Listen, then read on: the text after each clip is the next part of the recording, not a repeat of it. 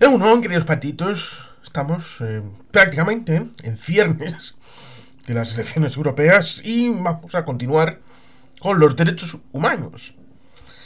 A veces el relato es importante, venimos comentando acerca de la percepción en política y en Europa también es importante cara al exterior. A veces se tiende a poner el acento en cierta forma de cómo tienen que verse los derechos humanos tamizados por Bruselas y por la Unión Europea respecto de cómo deben asumir ciertas políticas, el buenismo universal respecto de no solamente ser el faro de libertades, sino también el soporte de aquellos territorios que fueron colonizados por parte de los países de la Unión Europea, olvidando que el relato debería de ser contrapuesto con matices y con detalles muy importantes a la hora de transcribir el pasado. Pero en el momento presente, vamos luego al tema de la historia, en el momento presente los derechos humanos se sustentan dentro de la Unión Europea las 4 libertades, donde evidentemente hay posibilidad de criticar a tu gobierno, a tu sistema judicial, criticar a las personalidades siempre que haya algo que ha ocurrido ya en la época de la transición,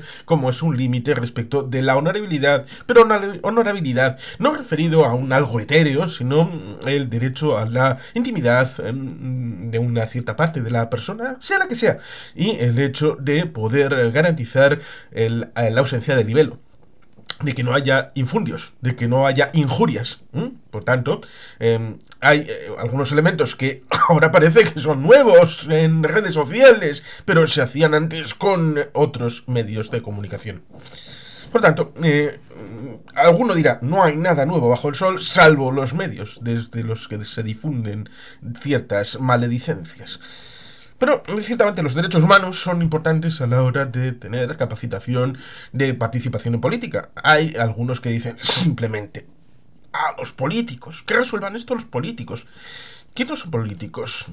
Todos los que tenemos derecho de voto en las elecciones europeas. Tenemos derecho de participación política y derecho de sufragio pasivo, es decir, de poder ser candidatos. Otra cosa es las limitantes que conllevan el derecho a voto a la hora no de ejercerlo, sino de transformar ese voto en representantes electos. Y ahí nos encontramos con una pluralidad de situaciones en las elecciones al Parlamento Europeo, lo mismo que hay 50 elecciones al Parlamento del Estado español, alias Congreso, es decir, las 50 circunscripciones ex provincias. Y por tanto, en el Parlamento Europeo nos encontramos con 27, en este momento serán 27, igual para las próximas son alguno más, 27 circunscripciones subdivididas, en algún caso en otras circunscripciones. Recordemos ciertamente que en el caso del Estado español solamente es una, entendiendo el asunto, que pensaban en servir de tabla de pruebas en el año 87-89 para una hipotética reconfiguración del mapa al Congreso de los Diputados para hacer una circunscripción única, pensando que así retirarían de la circulación los minoritarios. Es decir, aquellos que tocaban un poco la fava en Cataluña, Euskadi, tal vez Galicia un poquito, y alguna otra nacionalidad o región, artículo 2 de la Constitución Española. Esto puede ser bastante jugoso para algunos ojos, que ven con chiribitas, el hecho de poder quitarse del medio algunos elementos problemáticos, sobre todo cuando dicen, no, es que estos minoritarios en Alemania no existen, en Portugal no existen, los eliminan, los quitan de medio. El partido bávaro, Bayern Party, en Baviera, lo cual no significa que sean los más grandes en el estado que, ojo, históricamente, en el momento en el que se produjo el estatuto propuesto en Lizarra, en 1931, Baviera tenía relaciones directas con la Santa Sede. Por lo tanto, no fue una invención de los vascos. Eso también era derechos humanos, porque allí los católicos tenían una importancia y en el resto del Estado alemán, en aquel caso, pues evidentemente la preponderancia era protestante. Por tanto, el derecho de las minorías también en el cariz religioso, aunque en el cariz religioso haya un pequeño matiz que afortunadamente, entre comillas, se ha resuelto en el ámbito cristiano, pero en otros lo tienen todavía muy presente, que es la raíz fundamental de la alteridad. Porque para la diplomacia, también relacionada con la vertiente política, derechos humanos, es imprescindible el reconocimiento de la alteridad, el reconocimiento de equipotencialidad del otro, de que el otro es exactamente igual en concepto que tú. Pero en el caso religioso es bastante complicado porque evidentemente la salvación, la trascendencia, la eternidad solamente se puede vehiculizar por una, es decir, la versión propia, porque si fuera de la otra, entonces no habría ninguna necesidad de los sacramentos ni de la conexión con el sacerdote, con la versión de la Biblia que uno patrocina, y por lo tanto sería algo poco edificante porque, oye, puedes venir aquí a nuestra misa este domingo, pero puedes ir con los evangélicos o puedes ir con el sábado con los judíos y el viernes puedes ir con el imán del vecino y por tanto no pasa nada. No, en principio, para poder tener la conexión con el mundo presente, con el más allá y salvar tu alma, necesitas una relación clara, no concupisciente, clara de la trascendencia a través de un hilo conductor que es el único, auténtico y verdadero. El resto son herejes. Por lo tanto, la alteridad no existe en el ámbito religioso y por lo tanto, en principio, de ese hilo se puede tirar las guerras de religión en la vertiente religiosa de las mismas. Evidentemente tiene una vertiente política, geopolítica y geoestratégica que es innegable, pero evidentemente el tema religioso parece que tiene importancia porque también en el momento actual parece que incluso un pequeño gesto, solo uno, puede llevar a conclusiones bastante alucinantes. Por ejemplo, decir que en Suecia, con Dinamarca también ha pasado, pero en Suecia ha sido relevante por la presencia de la candidatura a la OTAN. En Suecia se ha quemado un Corán, enfrente de la embajada de Turquía, uno. Y eso ha significado el retraso de una reunión respecto de Turquía, lo cual evidentemente es una excusa, una salvaguarda, que podía ser esa como podía ser otra. Que el embajador sueco en Turquía se ha atado el cordón izquierdo primero y luego el derecho. Y eso lo ha sabido el servicio secreto. Y por tanto, eso es óbice para evitar la próxima reunión que era para negociar la entrada de Suecia en la OTAN. Bueno, pero el trasfondo interesante es el hecho de que han quemado un libro. Un libro. ¿Cómo se puede hacer que aquellos que han desacralizado y han separado Estado e Iglesia, como por ejemplo los países europeos, establezcan una ley respecto de prohibir el quemar libros sagrados? ¿Qué es un libro sagrado? Para mí, el Quijote puede ser un libro sagrado. ¿Le dan a dar la misma consecuencia si queman un Quijote, a si queman una Biblia o un Corán? Por tanto, hay este caso que abre la espita a que recordemos los asuntos de Islam, migraciones, que es un chorreo bastante más grave respecto de que nos invaden, la Europa blanca va a desaparecer, cuando, y esto es importante decirlo, somos una única especie.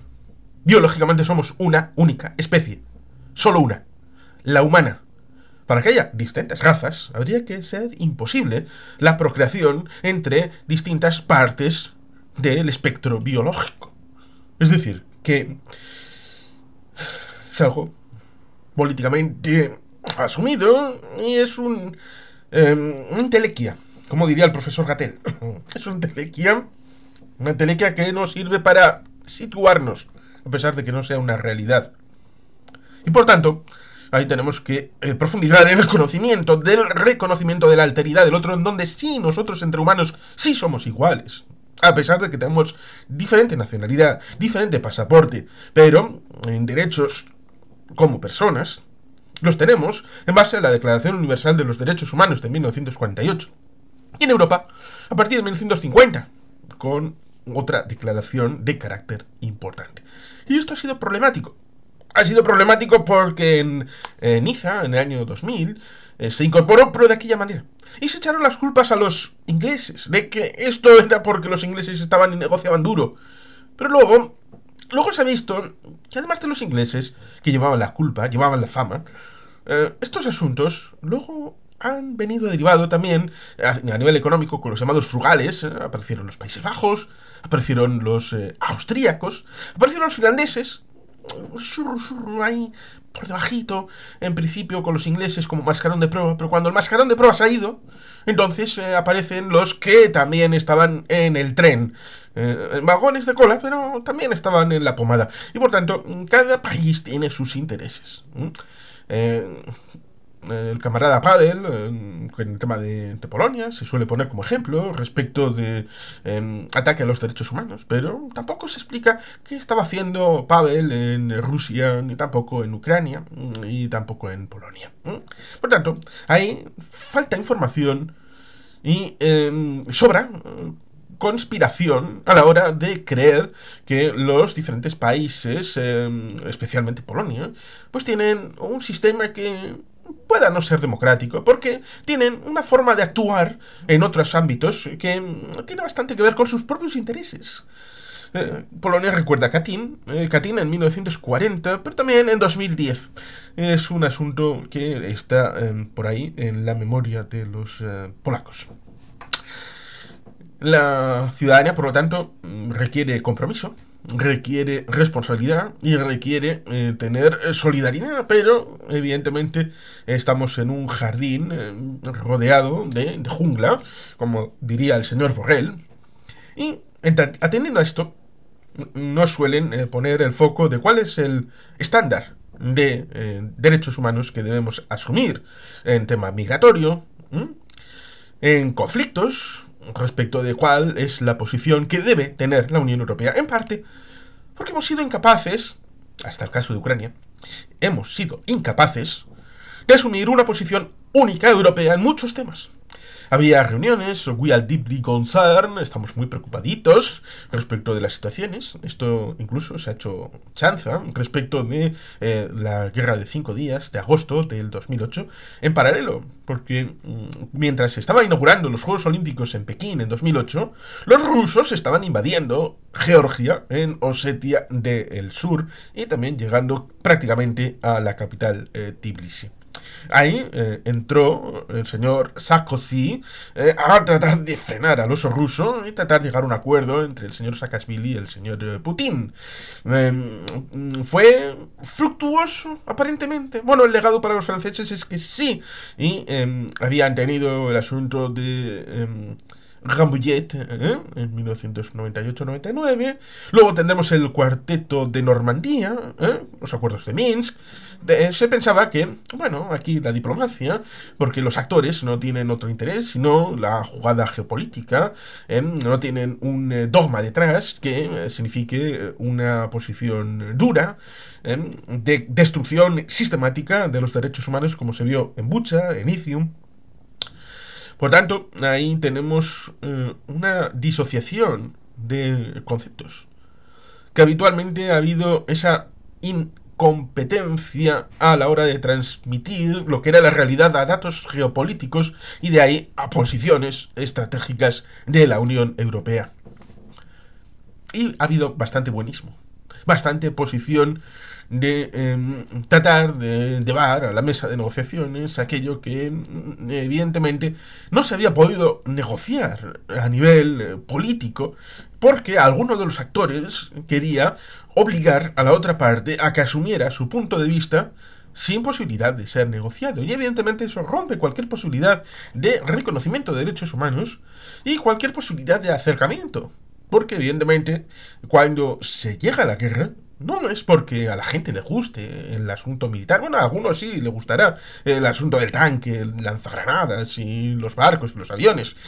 Hay gente que sí, pero en buena medida los que toman estas decisiones lo hacen teniendo en cuenta que no es posible forzar al otro a tomar las decisiones que ellos consideran que son imprescindibles. Y por tanto, la única manera no es negociando, sino forzándole con la coacción. Y superado todo el periodo de 2014 a 2022, la coacción que podía hacer el Kremlin, la única que le quedaba, era ir directamente a Ucrania y forzarles a cambiar su régimen o a ser ocupados militarmente. Ciertamente no lo supimos ver. No lo supimos ver. Hay que decirlo en primera persona. Pero también desde Bruselas y desde las cancillerías y desde los jefes de gobierno y de Estado de la Unión Europea, pensando que se podía llegar a un acuerdo con los rusos. Y esto también se ha reflejado en todos esos otros estándares respecto del Mediterráneo, respecto de otros escenarios fuera de Europa y entorno cercano. Lo digo porque habitualmente nos ponen enfrente de la cara el recuerdo de la esclavitud, olvidando 2/3 de la esclavitud, que fueron vitales, importantísimos. La relación estructural de ciertas llamadas poblaciones nativas africanas, para algunos poblaciones afroafricanas, o negras directamente, teniendo en cuenta de que eso sería erróneo, porque hay una diversidad llamada colorimétrica, debido a que en la parte norte de África hay no solamente tuaregs, árabes, y por tanto hay población llamada blanca.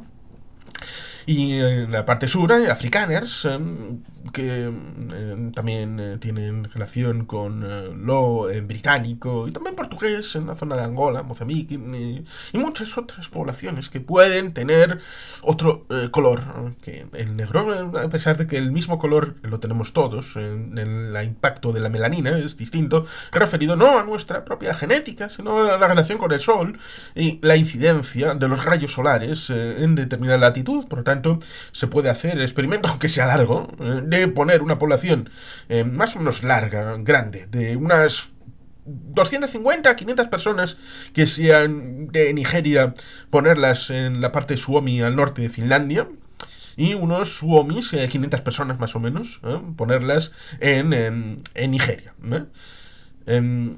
Al de unas cuantas generaciones, los que estén, siempre que se hayan ejercitado dentro de su espacio, y es decir, que hayan tenido una cierta endogamia en su relación familiar y comunitaria, los residentes en Finlandia, en Suomi, se convertirán en blancos con el tiempo. Y los residentes en Nigeria se convertirán en negros, simplemente por la necesidad objetiva de supervivencia y de adaptación al medio, pero no por ninguna otra cosa superflua. Pero ciertamente, 1/3 de la esclavitud fue respecto de estas poblaciones que tenían ciertas necesidades o de odios atávicos respecto de comunidades vecinas que les indicaban a aquellos que podían llevarse para hacer el comercio.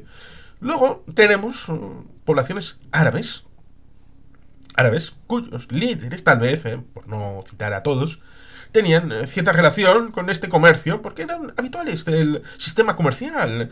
Bueno, tienen una cierta tradición en esto del comercio, desde los tiempos de que los partos, aunque no eran árabes, pero heredaron su forma de hacer.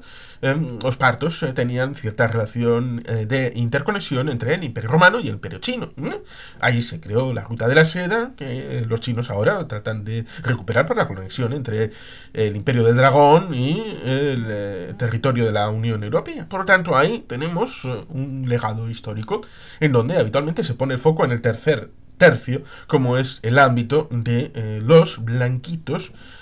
A veces se pone excesivo foco en los españoles cuando los portugueses, los franceses, los británicos tuvieron mucha más presencia en el asiento de negros, en el ámbito del Atlántico, y por lo tanto hay una deconstrucción del relato para construir otro que sea funcional a los intereses geopolíticos de ciertas potencias. Eso sí, es cierto que tenemos una situación extraña en donde, por ejemplo, los franceses, con France-Afrique y situaciones geopolíticas dentro de países que fueron antaño colonias de ellos, pues han tenido una situación bastante vidriosa, en donde han seguido teniendo ciertos intereses, también a través del franco CFA, que estaba ligado al franco francés, aunque este no existía ya, y estaba el euro.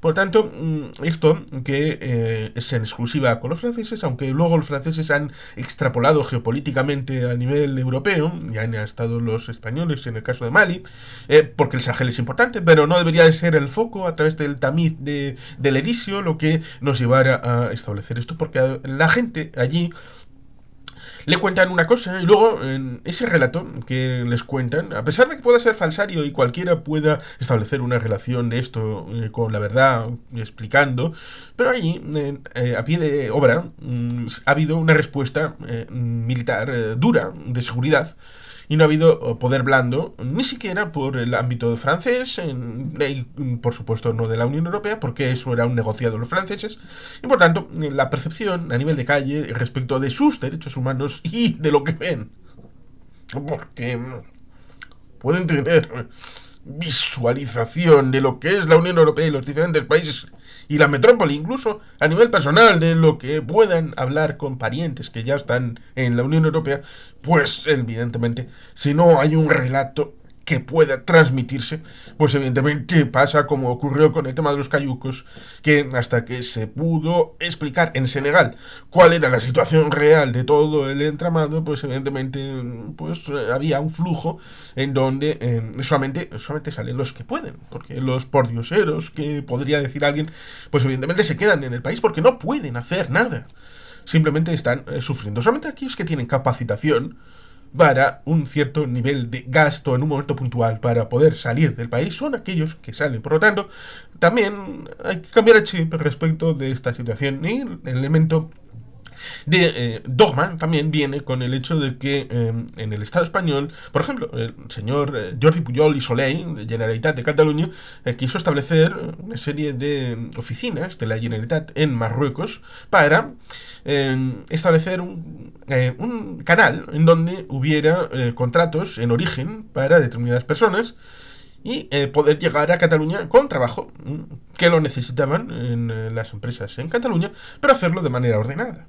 Y esto se vio como un agravio respecto de las políticas de relaciones internacionales del Estado español, y por tanto se estaban intrometiendo en una política que es de Estado y que debería de estar residenciada únicamente en el ámbito del gobierno de España. Y por tanto las comunidades autónomas no son un Estado, según esta hipótesis refutada por el señor Rodríguez Ibarra, que dice que si las comunidades autónomas son Estado, entonces el Estado, como comunidad autónoma, también tiene posibilidades de relaciones exteriores.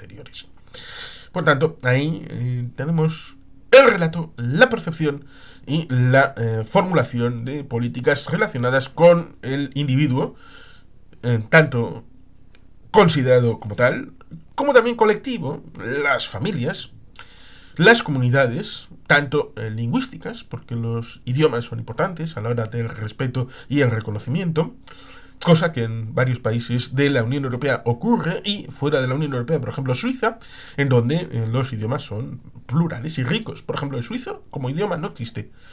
Como chocolate y como queso, pues sí. El belga, lo mismo, 3/4 de lo mismo. Existe el valón, es decir, francés. Existe el flamenco, algunos dicen que es neerlandés. Existe el alemán como idioma. Y por tanto, si no existe ni el belga ni el suizo como idiomas, tampoco existe el canadiense y tampoco el británico, a pesar de que el inglés sea una lengua franca muy extendida en las islas británicas. Y no solamente por eso, sino porque ha permeado como lengua franca a nivel europeo y casi mundial. Nos encontramos con que tras el abandono de los británicos, temporalmente, seguramente volverán, de la Unión Europea, nos encontramos que sigue siendo la lengua franca en las instituciones europeas el inglés, a pesar de que teóricamente no haya una gran mayoría de países que tengan el inglés como segunda lengua, pero sí es cierto, en la práctica sí lo es. Oficialmente no, pero en la práctica sí. Hay muchos países que tienen en sus ciudadanos como segunda lengua más hablada de sus países el inglés. Por lo tanto, esto también, el reconocimiento de las lenguas, las minorías lingüísticas, las minorías étnicas, sobre todo en la parte central y oriental, hay problemáticas no resueltas en el caso de las minorías. También en el caso occidental, territorios con poblaciones que requieren un tratamiento diferenciado, ya sean vascos, catalanes, gallegos, ya sean bretones, ya sean corsos, ya sean flamencos y balones, en el caso de Bélgica, ya sean frisios, ya sean moravos, ya sean pueblo Zekler, en el caso de Rumanía. Hay muchos casos que tienen su acogimiento en el mundo de la Unión Europea, entendiendo que hay diversos niveles, porque habitualmente se olvida las Europas de las regiones por la Europa de las ciudades, que están metidas dentro de la gobernanza europea en el Comité de las Regiones y las Ciudades, que habitualmente se sirve de ser deslavazamiento, de ser un lugar donde se diluyen, porque las ciudades tienen un cierto elemento de interés, las regiones otro, tiene más interés administrativo, económico, que político e institucional respecto de la potencialidad de amalgamar comunidades que tengan poder reivindicativo. Simplemente es algo técnico, de reivindicación de servicios, de capacitaciones, de recursos para poder tener una prestancia y relacionado sobre todo con posibles inversiones, infraestructuras, pero sin dar ese cariz de reivindicación política, institucional, de comunidad. Por eso el proyecto de esta entidad consultiva ha sido dejada un poco de lado por proyectos más elaborados respecto de comunidades de capacitación legislativa a la hora de tener parlamentos con el mismo nivel de capacitación que los llamados parlamentos nacionales a la hora de ejercer su labor política a través de normas y leyes.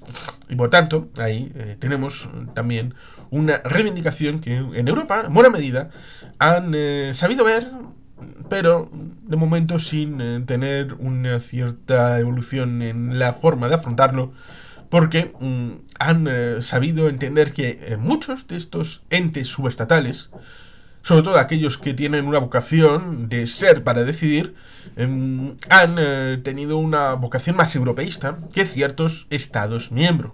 Y por tanto ahí ha habido una formulación que evidentemente la Europa no solamente puede ser la Europa de los estados, la llamada Europa de las naciones, aunque naciones hay en más sitios que los estados constituidos. Por tanto, hay diversos niveles en donde está la Europa de los países, de los estados miembros, está la Europa de las regiones, está la Europa de las ciudades, está la Europa de los ciudadanos, que mañana iremos a hablar de la justicia social, de ahí del pilar social europeo. Pero evidentemente todo esto de los derechos humanos en la vertiente jurídico-política, institucional, reglamentando la capacitación de los ciudadanos para poder, por ejemplo, participar en política, poder expresarse, poder quejar las cosas que consideren que están disfuncionales. Por tanto, ahí tenemos una situación en donde hay que saber, porque la primera piedra sería el conocimiento. El conocimiento de cuáles son tus derechos, cuáles son tus capacitaciones como ciudadano de la Unión Europea, qué puedes hacer. Y a partir de ahí saber ejercer esos poderes que tienes respecto de ser ciudadano de un Estado miembro y ser ciudadano de la Unión Europea, no solamente con el gesto del pasaporte, que está muy bien y que es común para identificarnos todos, como decíamos respecto del proyecto de Ámsterdam 1997, de que si tú vas a un país fuera de la Unión Europea, donde no hay legación diplomática de tu país, puedes ir a cualquiera de las otras legaciones de países miembros de la Unión Europea y te tienen que tratar como un nacional, y esto sucede desde 1997. Por tanto, en todo ese entorno, los derechos de las personas son muy importantes y, evidentemente, el hecho de que en todo el mundo, y esto es en todo el mundo, hay un descenso de natalidad. Estos son ciclos de larga duración que son estudiados por ahí, por expertos. Incluso China. China en 2023 bajó prácticamente una comunidad autónoma vasca. 2 millones de habitantes perdidos. Y le pasa también a Rusia, evidentemente. Y a buena parte del mundo. Solo África es el que mantiene, por ahora, esta evolución a crecimiento demográfico. Por tanto, en un mundo en el que se necesita mano de obra para sostener el estado de bienestar, recordemos el peso demográfico de Europa respecto del mundo y el papel geopolítico que algunos quieren atribuir a Europa respecto del mundo, Por lo tanto, hay que saber qué es uno, económica y política y socialmente, antes de poder actuar en el mundo, para luego poder efectivamente articular una política no solamente basada en deseos y en elementos teóricos, sino también en elementos prácticos y centrada en lo que Europa quiere y no en lo que los otros quieren de Europa, para que sea eficiente, justa y, sobre todo, libre. Y sin hipocresías, que es una parte que se suele olvidar, como he comentado previamente. Por lo tanto, los derechos humanos es un elemento central en Europa y como tal, aquí lo comentamos. Y sin más, queridos patitos, es que ricasco, agur berobat, Betty Helpien.